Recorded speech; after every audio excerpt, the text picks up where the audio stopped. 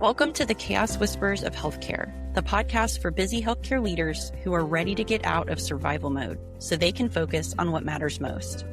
This is where the burnout stops and the real talk starts.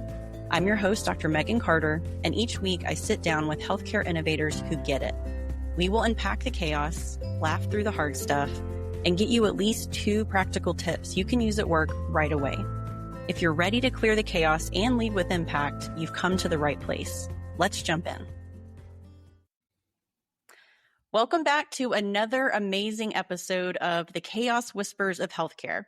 I'm your host, Dr. Megan Carter, and today's guest is going to radically change your life at work. That is a bold claim for me to make, but I do so with the knowledge of this guest's passion, expertise, and innovative approach to helping us heal this very broken healthcare system. Dr. Dan Weberg is an expert in nursing, healthcare innovation, and human-centered patient design with extensive clinical experience in emergency departments, acute inpatient hospital settings, and academia. He currently serves as the Executive Director of Nursing Workforce and Innovation at Kaiser Permanente. Dan is on the faculty at The Ohio State University College of Nursing and multiple innovation fellowship programs. He previously taught on nursing innovation and leadership at Arizona State. He's on the editorial board for Nursing Administration Quarterly and has authored 24 peer-reviewed articles and 2 textbooks, including Evidence-Based Innovation Leadership for Health Professions and Leadership in Nursing Practice. Dan earned his bachelor's in nursing and was in the first cohort to graduate from the Master's in Healthcare Innovation program at Arizona State, as well as the first ever graduate of the PhD in Healthcare Innovation Leadership program at Arizona State.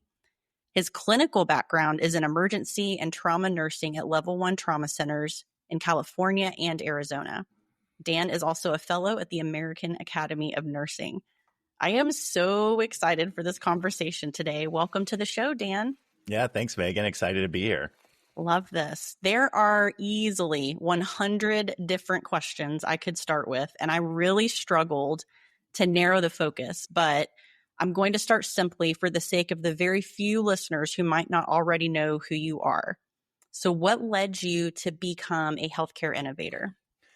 Yeah. Well, I actually just had sort of a full circle moment last week. I was able to, I got an award and presented at NASCL, which is a nursing simulation and clinical lab organization. Yeah, thank you.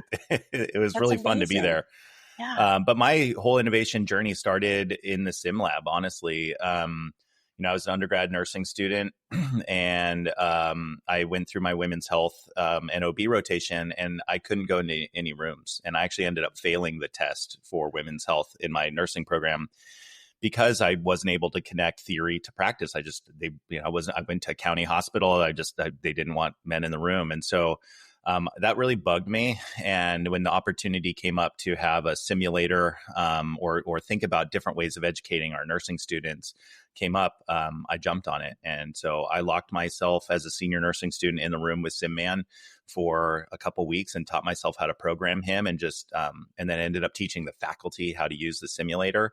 And that was like sort of my first, how do we disrupt nursing without even thinking that I was doing that. And then that led into joining the master's program in innovation, where I met Tim Porter Grady and some of these, and Kathy Malik, some of these really iconic nursing leaders, and really started understanding the broken side of healthcare and the leadership needed to change it. And from there, just sort of catalyzed off. So, but I even as a clinical nurse, I was the guy that brought in the Palm Pilot 3 and started looking stuff up on, the drug reference tools instead of using the drug book, and got all my friends to use that. And so I was always sort of pushing the edge, and then just found a passion about it and started really geeking out on the leadership it takes to lead change in healthcare. Yeah, I hear you describing a pattern where you experience a barrier, and instead of either walking away or just saying, screw this, and, I'm frustrated, you are like, not only is this not okay, I'm going to show you how to fix it. And Yeah. that's an innovator. I mean, that's a very definition of an innovator. That's I amazing. tend to drive myself on proving people wrong sometimes. Like if I'm told I can't do it, I'll do it. And I've done that in multiple things. I ran an Ironman triathlon because someone said I couldn't do it. And so, that the PhD was similar. Oh, why would you get a doctorate? It's really hard. Sure, I can do that. That sounds Done. easy, Done. So What that's I my hear you saying personality. is if we need to get you to do something, we need to tell you that you can't do it. Yeah. That's your best motivator. Yeah. Our Duly friend noted. Crystal Lawson's very good at doing that. She knows you get pretty me well. moving. Absolutely. That's amazing. Well, I know several have done this, but I've recently read several of your articles and I've seen some of your more recent videos where you discuss innovation as a culture, the science of complexity, and how healthcare leaders can help or hurt in that evolution. Mm-hmm. So you've had a lot of experience as an operational healthcare leader and executive, but tell us about one of maybe your most chaotic moments in healthcare leadership. Man, there's a lot. There's a lot. I mean, I think the nature of leadership is navigating through unpredictable problems, which is that's the foundation of chaos, right? And so, there's a couple that stand out. I think one big one was, I had a leader that led in a very chaotic manner. You never knew what line you stood on or which group you were in. You never knew if you were doing a good job or a bad job. It was just this weird sort of time where, and I know we'll talk about this later, toxic leadership, but it really was a toxic environment in which you spent more time worrying about what the office politics than actually getting the work done. And even when you tried to do the right thing, it was seen as the wrong thing. And that was really hard for me. I ended up leaving the organization because of that. Which was a great move. And then we ended up writing an entire book chapter. That's one of our most read chapters in our leadership textbook on toxic leadership about that experience. Because when I talk about it, so many other people have the same experience. Yes. They've had a leader that's totally either destroyed their confidence or, caused personal issues or mental health problems, like all this stuff. And you just realize the power of that leadership position is so important to look at. So anyway, that was one of them. And I learned a lot from the experience, and hopefully we can share how not to lead that way and also how do you deal with it in the future.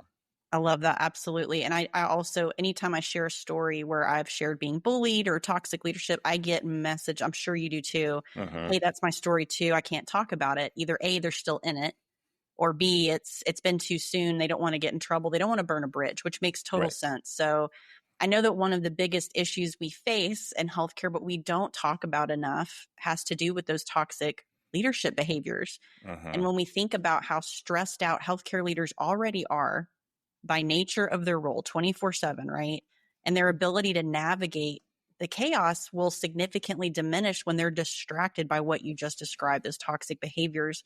And it's so prevalent. I think many have just come to accept it. So as someone who's experienced it at every level, I love that you dedicated an entire chapter in your book to toxic leadership. So for the listeners who aren't familiar with some of the research around this topic, how do you define toxic leadership and how might it impact that work environment? Yeah, so toxic leadership's an interesting thing. There's actually a lot of books on it once I started looking in the business world, and there's a lot of resources and articles out there. So if you're interested in it, you're not alone. And it's been described, all the way back into like ancient times. There is toxic leaders that have been described and then that kind of stuff. But a toxic leader isn't someone who, I think a lot of people think like, well, my manager micromanages me, so they're toxic. Like it's not one or two behaviors that can be changed. It's an entire sort of way of presence that comes into a room that's really toxic leadership. And it's some of the things I mentioned before. You never know if you're on the in group or the out group. The person is really good at managing up and making sure their boss is happy, but really poor at managing down. They forget things like the administrative tasks that are required for people to have a great experience at a job, like bonus timing and payroll and promotions and development and all those kind of things. It becomes this and we write about this in the book. It's really energy suck. So that toxic leader sucks the energy out of everything around it into them. And so the focus becomes them. They disconnect their team from other teams so that all the questions, all the inquiry has to go through them. They become this single point, this sort of blocker for everything, and they control all of the knowledge and information that goes in and out of the team. And it really creates a contentious place where you can't make decisions without that person. You have to end up relying on them. It becomes sort of this codependent, sort of toxic relationship.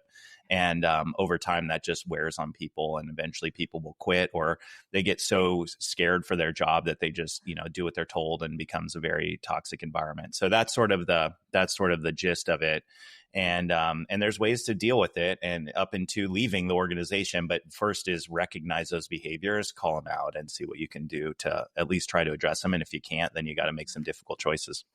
I hear you describing a dynamic that I think is important to acknowledge, and probably drives why we don't talk about it, which is I have bills to pay. Yeah. I have to keep a roof over my family's head. And while we say, change jobs as if it's easy, even in healthcare, I mean, especially the higher up you go in leadership, it gets harder and harder. It's hard. And so I hear you describing, if I'm looking back at myself 10 years ago when I was dealing with this, what I wish someone would have said was, here's how you know you're in a toxic situation. If you had the chance to leave today, would you take it? Mm-hmm. And if you say yes to that, is it maybe because of your leader? Yes. Then they might meet the definition, right? Yeah. It's not that it's one specific set. I hear you saying it's a consistent pattern over time. Yeah, it's a consistent pattern, because what I don't want people to do is be like, well, I have a new manager and they're toxic because they don't know what they're doing. Right. There's a difference between building and developing skills and having, and the other thing about toxic leadership, it doesn't have to be intentional. Like sometimes these people aren't intentionally trying to be mean, right, or toxic. Like it's just how they've been developed. Like their mentors were the same way. It's all they know. And so, right, I think that's why we say the first thing is you got to start identifying the behaviors and bring them to the light. And then sort of go from there, but don't just start blaming people being toxic. And you got to give some people grace too. 100%. So, I think that's good, because you're right. The flip side of this is using that term too loosely. Mm-hmm. And then it loses its effect when you're trying to triage yourself. What am I doing? I think it's important to acknowledge too, what you just described is we don't always have a friend in HR. Right. I remember being a new leader and I'm bringing up some of these issues. I was really taken aback by how human resources and their leadership responded to me. Not saying that that's the case for everyone's. I'm sure there are thousands of wonderful HR people, but I've had 5 health systems and I've had more than one experience where they're not there for you. They're there to protect that organization. Yeah. HR works for the company. They do. And that's important for new leaders to understand. And I believe responses like that perpetuate, right, that culture of silence around those toxic behaviors. And that's directly contributed to this wide prevalence of the dynamic. So if I'm experiencing a toxic leader or peer at work right now as a listener, I'm a healthcare leader, what are some of the most practical strategies I could use to address that? Well, so we go through three sort of big buckets of what you can do. And I think you got to do them in order, even though it's uncomfortable. And so this is your chance to flex your crucial conversation type of muscle. But the first one is you got to bring up the behaviors, right, to the person. And because you can't deal with something that's hidden or assumed. And so that's the biggest piece, right? Document what you see, have real world examples, and try and have a conversation. Now, if that's unsafe, that's a big red flag for you, right? And so if that feels unsafe, you might have checked one of the boxes for toxic leadership. Yeah. But at least talk with somebody who maybe you trust in the organization to sort of validate it and see if there's an approach you can take. I think the second one is, if that doesn't work, then you need to start talking to your peers and saying, are we all experiencing this thing? Because sometimes it's easier to go as a group. And if everyone's experiencing these behaviors, there's power in that too. And again, documentation is the big thing. And then the last one is really, you got to decide, is this the place for you? And is it worth the time? And there's a lot of factors that go into that: pay, financial situation, family, all those things. But you got to make that decision at some point. It was the most freeing thing when I left. It felt so good, like just 1,000 pounds off your shoulders. And I wish I would have done it sooner. So, I think it is scary and there's lots of factors to that. But the other piece is, can you just focus on what you need to get done in the short term at work and not give it everything you have, because it will take everything you have if you do that. And so trying to compartmentalize a little bit, focus more on family, health, those type of things in the meantime, while you figure out a strategy in which you either address it or find a different role. Yeah. And you're right. It is so complex and it is high risk. So there is no silver bullet here, right? It takes that courageous leadership. So I heard you say observe, when we talk, whether you use crucial accountability, SBI method, whatever accountability framework, the experts agree. Step one is, observation objective. So for example, I observed you as my leader say XYZ. It made me feel ABC. Was that your intention? Yeah. And so just if for those who are listening, if you haven't read or become familiar with either Crucial Accountability or any of those other books, audiobooks, highly recommend, because that helps you take the emotion out of it, to Dan's point of being objective, and you're sharing observed behaviors. I'm not sharing what I think you meant by it. I'm not making assumptions, right? And so that can really help neutralize it. Now, if that person's truly toxic, are you likely to get a defensive response? Probably, but that going into it, right? So I think that's really powerful. Absolutely. Breaking that cycle of silent suffering is absolutely pivotal. And I'm so grateful that we've had this conversation. And I know it's going to help some leaders out there who are struggling. So if our listeners want to connect with you further or learn more about this topic, where can they find you? Yeah, I'm almost exclusively on LinkedIn, although I got back on Instagram again, but it's linkedin.com/Dr. Nurse Dan. Nice. Instagram, it's at Dr. Nurse Dan, Dr. Nurse Dan.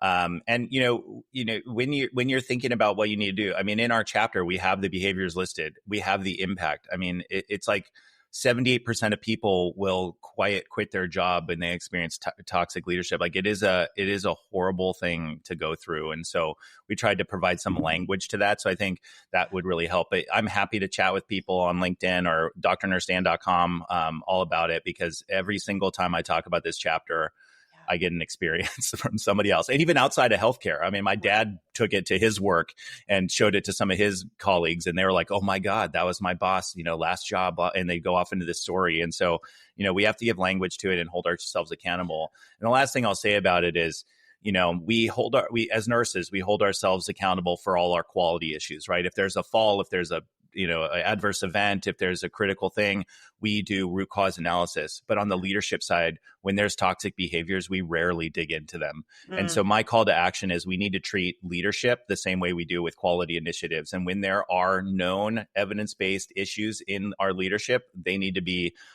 treated and resolved just like we would with a fall in the unit. And so that's my call to all of our executives and nurse leaders out there, is we got to hold each other accountable. Absolutely. I love that you pointed that out too. So yes, I think giving language to it, if I'm going to HR as an additive, so I've got my plan to talk to my leader, but if I've got some of those statistics you just shared, I mean, our HR, you assume they know, but sometimes they don't. 78% of people are quiet quitting on you. If you're tired of this turnover, the common denominator here is this set of behaviors, and here's what I plan to do to address it. So thank you for highlighting that. Very powerful. Yeah. No, if you guys have not seen this book, I mean, stop what you're doing and go grab it. It's full of incredible pearls in there. So I'm going to include every single practical tip and Dr. Weberg's contact information in the show notes. So Dan, thank you again for taking the time out of your super busy schedule to have this conversation with me. I'm so grateful for your leadership and the impact you have on our profession. Thanks so much for having me, and looking forward to the next conversation we have. Sounds great. Thanks, Dan. Thanks for joining us on the Chaos Whispers of Healthcare. If today's episode resonated with you, please be sure to follow this podcast, rate, and leave a review on your favorite platform. I'm Dr. Megan Carter, and I will be back next week with more real talk, fresh strategies, and guests who are redefining what it means to lead with impact.